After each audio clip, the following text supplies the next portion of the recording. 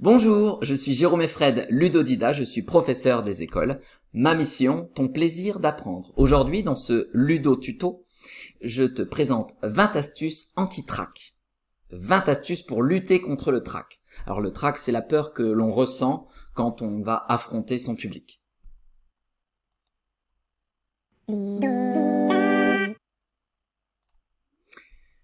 Voici donc les 20 astuces que je vais te présenter dans cette vidéo. Elles sont toutes numérotées et donc tu pourras naviguer facilement dans la vidéo et les retrouver facilement. Elles sont regroupées en 4 catégories.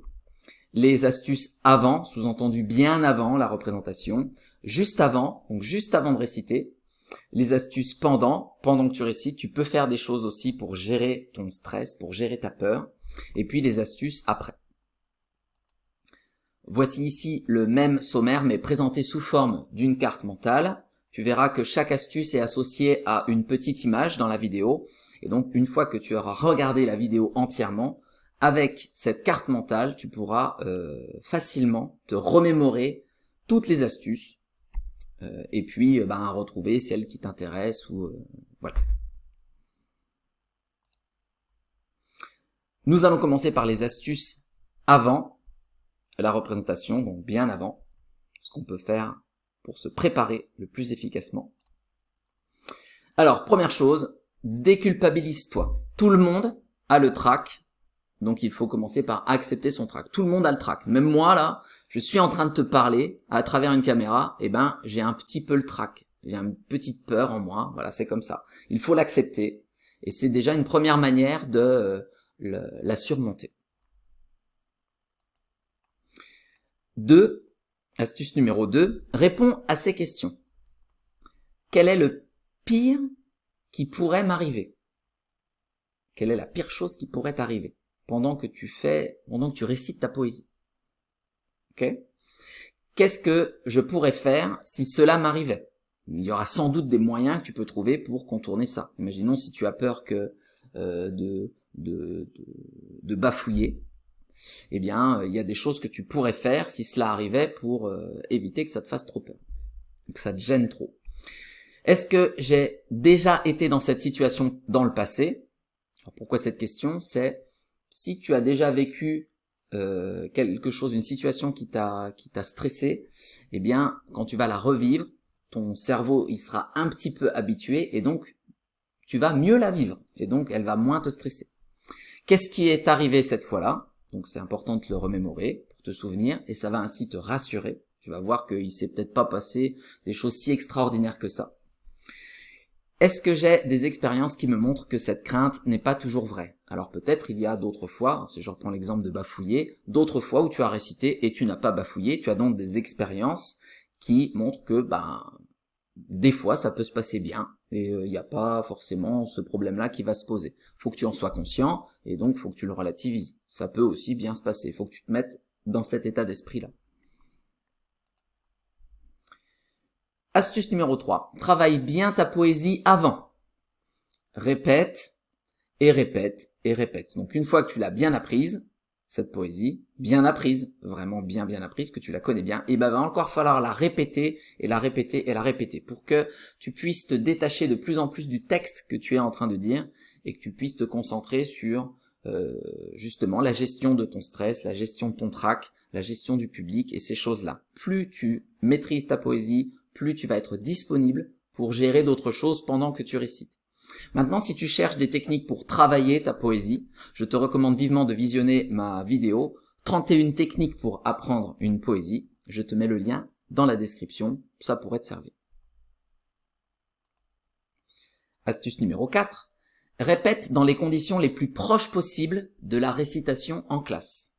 Si en classe tu récites à voix haute, debout, devant les élèves, eh bien, quand tu vas t'entraîner chez toi, tu vas t'entraîner debout, tu vas réciter à voix haute et aussi devant quelqu'un si possible. Alors ça peut être un membre de ta famille ou plusieurs membres de ta famille et ça te permet d'être déjà dans les conditions dans lesquelles tu vas réciter en classe. Donc ton cerveau, encore une fois, va s'habituer à ces conditions-là et va pouvoir ainsi mieux les gérer quand tu seras devant la classe. Et ta astuce numéro 5, Imagine-toi en train de réciter devant les élèves. Cela peut te permettre aussi de t'habituer aux sensations associées et de les apprivoiser. Alors pour faire ça, tu peux même fermer les yeux, t'imaginer dans la salle de classe, t'imagines qu'il y a les élèves et là, tu vas réciter à voix haute et tu récites en imaginant que les élèves sont en train de te regarder. Tu vas peut-être, ton corps va te renvoyer certaines sensations de gêne ou des picotements ou des gratouilles, je ne sais pas quoi. En tout cas, tu vas les ressentir une première fois et donc quand tu seras pour de bon devant la classe, tu seras habitué à ces sensations-là, elles vont moins te déranger. Tu pourras peut-être même les atténuer. Astuce numéro 6, intègre des gestes dans ta poésie pour bouger utilement.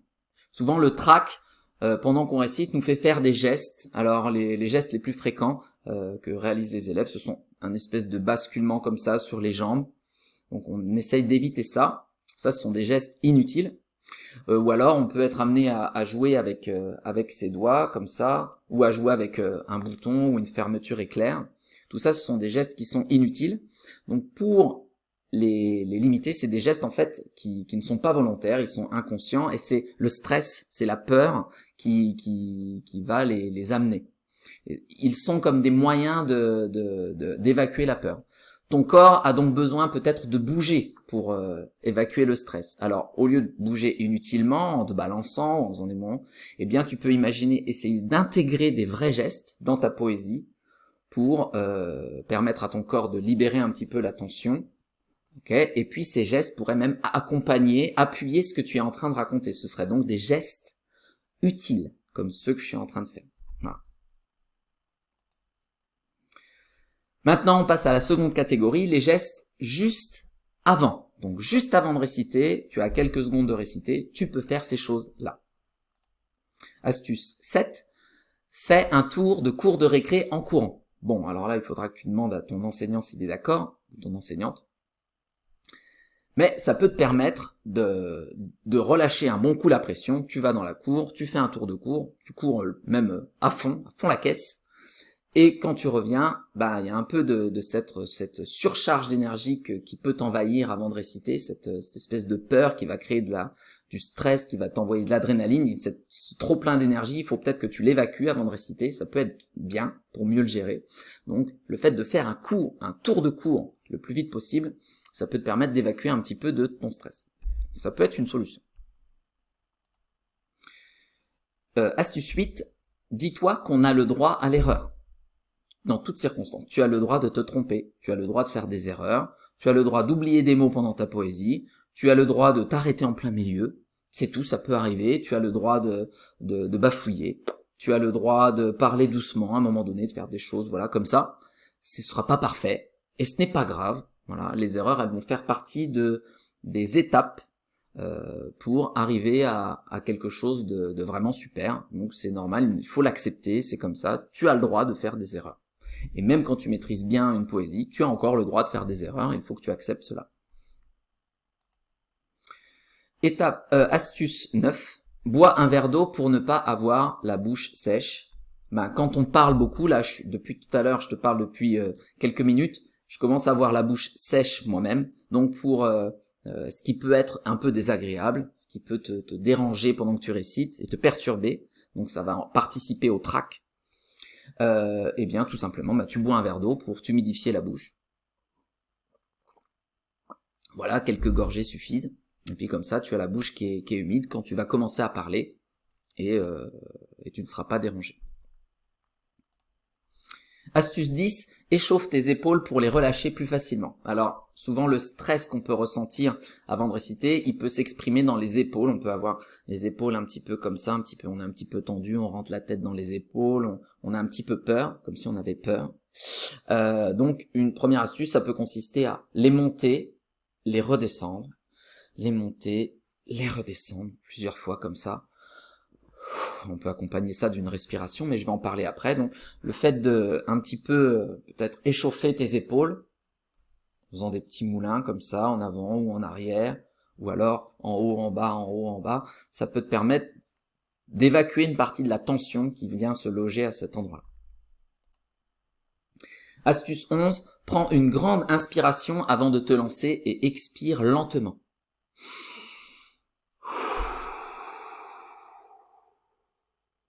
Tu peux aussi le faire une dizaine de fois avant de rentrer sur scène. Alors, c'est pas obligé d'en faire exactement 10, mais tu peux en faire plusieurs fois. Puis quand tu sens que la pression commence à retomber, c'est que tu es prêt et tu peux y aller, tu peux réciter. Alors ça, tu peux le faire avant de rentrer sur scène. Alors si tu récites devant la classe, on peut imaginer que tu te mets un petit peu sur le côté, dos au dos à ton public, tu fais tes grandes inspirations, et puis tu viens t'installer face à eux une fois que tu es prêt. Tu as pu bien souffler comme ça. Astuce 12, pense à une image agréable. Alors, par exemple, un paysage de mer, avec la mer qui vient comme ça s'échouer sur la plage, sur le sable. Ou alors tu peux, alors c'est un exemple, toi tu as peut-être d'autres images agréables en tête, ou tu peux aussi penser à un souvenir heureux. Par exemple, tu as gagné une compétition, tu as reçu une médaille, une compétition de gym, tu vas repenser à ce moment-là qui était un moment heureux.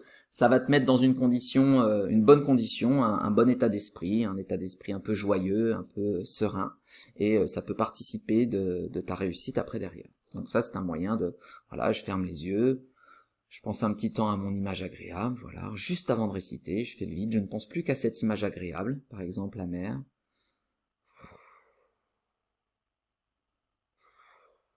Hop, je rouvre les yeux, je rentre sur scène, et c'est parti. Ok, ça demande pas énormément de temps, mais ça peut se mettre dans une disposition un petit peu détendue. Voilà.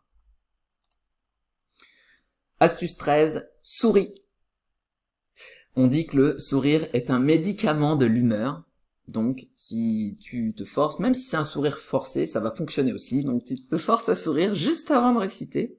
Et puis, c'est cette espèce de joie que le sourire va amener, elle va te servir à limiter le sentiment de peur que tu pourrais avoir. Voilà. Ton esprit va avoir tendance à considérer que c'est un moment sympathique qui va venir, du coup. Donc, on sourit. Pas forcément pour quelqu'un, ça peut être, tu souris pour toi. Voilà, tu peux même fermer les yeux quand tu le fais. Et voilà. Alors, ce sourire, tu peux aussi l'offrir à ton public, c'est-à-dire, avant de commencer ta poésie, tu peux commencer par sourire. Moi, c'est ce que je fais quand je débute mes vidéos, je les commence toujours par un sourire, justement. Pour moi, et puis pour les spectateurs qui vont me regarder. Astuce 14, bombe le torse, et mets tes poings sur les hanches, alors soit les poings, soit les mains, pour te sentir plus fort. C'est une position où on se sent un peu fort. Alors c'est pareil, c'est une posture un petit peu caricaturale, c'est un peu d'image, mais voilà, on se dit, voilà, on est le boss, on va réciter, voilà, nous voilà, et ça peut permettre de se mettre dans une bonne disposition, une disposition de force, plutôt qu'une disposition de peur et de faiblesse. Je t'invite par contre à ne pas garder cette posture pendant toute ta récitation parce que ça va peut-être être un petit peu trop. Donc tu fais au début comme ça, tu te mets dans de bonnes... Voilà. Je suis fort, je suis là, je suis bien présent, je suis sur scène, et hop, après tu peux relâcher et commencer à réciter. Voici quelques astuces maintenant, la catégorie des astuces que tu peux réaliser pendant ta récitation, puisque tu peux encore faire des choses pour un peu limiter le stress, limiter le trac. Astuce 15, donc imagine que les spectateurs sont en chocolat. Alors j'ai même certains de mes élèves qui imaginent que les spectateurs sont des chocolats, donc qu'il n'y a plus de personnes mais des chocolats. Donc tu peux imaginer, moi j'imagine que les spectateurs sont en chocolat, donc c'est plutôt sympathique des chocolats, donc cette rencontre va être agréable, va être sucrée. Donc c'est pareil, c'est une image que tu vas donner à ton cerveau qui va le mettre dans des dispositions joyeuses, des dispositions d'envie, qui va te permettre d'être plus généreux dans la récitation que tu vas offrir après, et moins centré sur toi et tes sensations de peur. Astuce 16, essaye d'apprécier le lien presque amical qui t'unit à ton public pendant que tu récites. Alors en fait, pendant que tu récites, il se passe des choses aussi chez les personnes qui t'écoutent. Et puis quand vos regards vont potentiellement se croiser, il peut y avoir un échange qui peut être sympa, un échange souriant même parfois. Il va se passer quelque chose. Essaye d'apprécier ce moment-là, parce que justement, réciter, on récite pas pour soi, on récite pour quelqu'un. Il faut essayer d'apprécier ce moment d'interaction qu'il va y avoir avec l'autre, ce lien qui va se créer. pendant que tu dis le texte et pendant que lui le reçoit. Voilà, il faut essayer d'apprécier ça. Donc, sois ouvert à cette idée. Astuce 17, déplace-toi, marche pendant que tu récites. Alors, il y a d'autres... dans une autre vidéo, je te conseille de rester statique, de bien planter tes jambes dans le sol, mais pour évacuer le trac, peut-être une solution, ça peut être, comme ton corps aura besoin de bouger à ce moment-là, encore une fois pour éviter les mouvements inutiles, ben tu peux imaginer te déplacer et marcher lentement. Alors tu te déplaces pas rapidement, on se déplace lentement, et pendant que tu récites, ça va permettre d'évacuer un peu la tension qui pourrait venir se cristalliser dans ton corps. Astuce 18, souris. Donc ça, on peut le faire aussi pendant. Donc pendant que tu es en train de réciter, voilà, je suis en train de réciter, et puis entre deux vers ou entre deux strophes, ben je vais venir placer un sourire, et ça va permettre de mettre un peu de joie dans ce que je suis en train de dire, chez moi et aussi chez le public qui va recevoir ce sourire. Encore une fois, le sourire, c'est un médicament de l'humeur. Les astuces que tu peux mettre en œuvre après. Les astuces anti-trac. Une fois que tu as fini de réciter, ce n'est pas fini. Voilà, première chose, astuce 19, félicite-toi d'avoir survécu. Voilà, tu as réussi ta poésie, même s'il y a eu des erreurs, ce n'est pas grave, tu es allé au bout, tu as survécu, tu es encore là. Très bien, tu peux presque t'applaudir. Parfois, même les spectateurs, les élèves vont t'applaudir spontanément. Accueille ces applaudissements. Voilà, sois fier de toi. Alors là, j'ai représenté un petit peu toutes les peurs qu'on peut avoir avant de réciter, qui seraient comme des petits zombies. Puis là, donc, le monsieur s'en sort, et donc, voilà, on est heureux d'avoir survécu. Alors là, c'est pas des zombies qui nous attaquent, mais c'est un peu la peur associée au trac qui vient nous titiller pendant qu'on récite. Et donc, il faut essayer de surmonter tout ça. Astuce 20, célèbre tes réussites. Il va falloir que tu apprennes à ne pas uniquement regarder les choses que tu as ratées. Par exemple, ah là, tiens, à ce moment-là, j'ai oublié un mot, ou ma langue a fourché à ce moment-là, ou là, j'ai oublié un petit passage.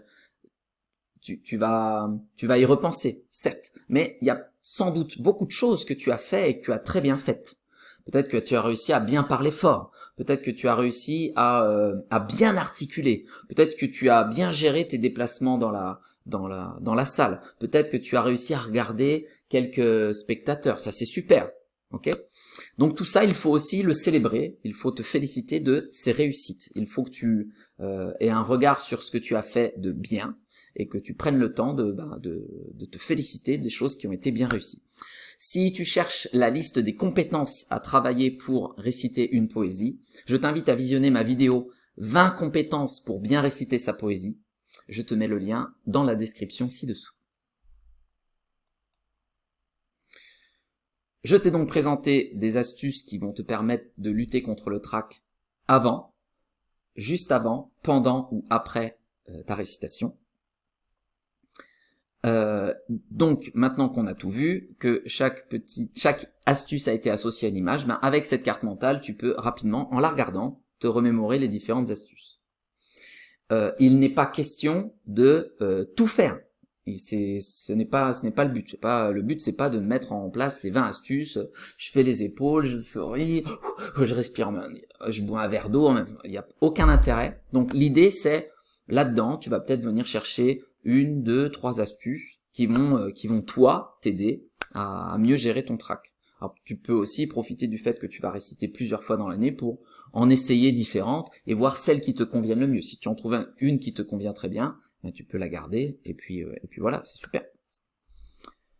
Donc c'est plus une liste que je te donne d'outils. Après, à toi de venir piocher dedans en fonction de ce qui te convient et ce dont tu as besoin. Ok, si tu estimes que pour toi c'est bon, tu gères ton trac, la peur, t'arrives à la gérer, t'arrives à rester concentré sur ce que tu dis, sur l'interaction avec le public, alors il n'y a peut-être pas besoin de mettre en place des choses comme ça. Ok, c'est vraiment si tu as cette sensation qui vient un peu te gêner. Et ces outils-là que je te propose vont permettre de dépasser tout ça, d'être plus à l'aise et de te sentir mieux quand tu récites. Eh bien, félicitations, te voilà au bout de cette vidéo qui était bien dense. C'est tout ce que je vous raconte là, c'est un peu des pépites. Hein. C'est précieux. prenez tout ça, prenez tout ce que vous pouvez. Voilà, c'est le fruit d'un long travail de ma part pour bien repérer tout ça. Donc j'espère que ça vous servira, que ça vous sera utile. D'ailleurs, à ce sujet, dans la section commentaires ci-dessous, n'hésitez pas à me dire, vous, quelles sont les astuces que vous utilisez pour gérer votre trac. Peut-être parmi celles que moi j'ai proposées, celles dont j'ai parlé, peut-être qu'il y en a d'autres que vous utilisez et que je n'ai pas citées ici. Alors n'hésitez pas à me les évoquer en commentaire, ça peut être sympa d'échanger là-dessus. Et voilà. Et maintenant, à vous de jouer!